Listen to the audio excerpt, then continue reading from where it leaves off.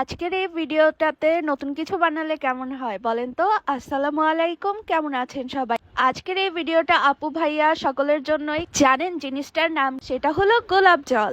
যদিও গোলাপ ফুল শীতের সময় অনেক বেশি পরিমাণে হয়, কিন্তু বর্ষাকালেও কিন্তু কম হয় না, যদি একটু কমই হয় বলতে গেলে। গোলাপের দাম বর্তমানে যে এত পরিমাণ, আমার তো ধারণারই বাইরে ছিল। যখন আমি গোলাপ কিনতে গেছি, এই 3টা গোলাপ মাত্র ছোট ছোট আমার কাছ থেকে 50 টাকা নিয়েছে।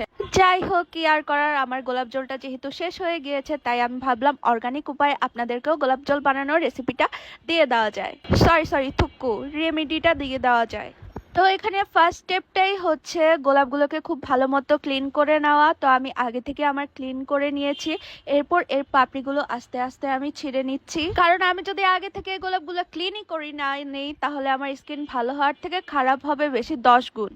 আর হ্যাঁ, আজকে শুধু গোলাপ জলই বানাবো না, আমি কিন্তু আরো একটা জিনিস বানাবো। ভিডিওটা সম্পূর্ণ দেখতে থাকুন, তাহলেই টের পেয়ে যাবে। গোলাপের পাপড়িগুলো খুব ভালো মতো ক্লিন করে নিয়ে আমি ছিঁড়ে নিয়েছি। এখন একটা সসপ্যানের মধ্যে আমি পাপড়িগুলো এক সাইড থেকে দিয়ে নিব। তো সমস্ত পাপড়িগুলোই আমি একদম গোল গোল ঘুরিয়ে দিয়ে নিচ্ছি। আজকে একটা টিপস দিয়ে দেই, স্কিন কেয়ারের জন্য যেসব পাত্রগুলো ইউজ করবেন সেগুলো চেষ্টা করবেন আলাদা রাখতে। এগুলোর মধ্যে রান্নাবাড়ি করা থেকে বিরত থাকবেন, কারণ স্কিন অনেক সেন্সিটিভ। তো এখানে গোলাপের পাপড়িগুলো ঘুরিয়ে ঘুরিয়ে দেওয়ার পর আমি এখানে একটা মাটির ঢাকনা নিয়ে নিয়েছি, কারণ আমার মনে হয়েছে এটা একদম পারফেক্ট যাবে। আপনাদের কাছে ছোট বাটি থাকলে সেই বাটিটা ব্যবহার করবেন। তো এরপর এটাকে আমি ঢেকে দিব। আমি ঢাকনাটা কিন্তু উল্টে দিয়েছি, দেখতে পাচ্ছেন। তো ঢাকনাটা উল্টিয়ে দিয়ে উপরে আমি বরফ দিয়ে নিয়েছি। আমার কাছে বড় একটা বরফ ছিল, সেই বড় একটা বরফ ঠিক ঢাকনার উপরে দিয়ে আমি প্রায় 5 থেকে 6 মিনিটের মতো মিডিয়াম আঁচে জাল করে নিয়েছি। এই তো আমার গোলাপ জলটা একদম রেডি হয়ে গিয়েছে।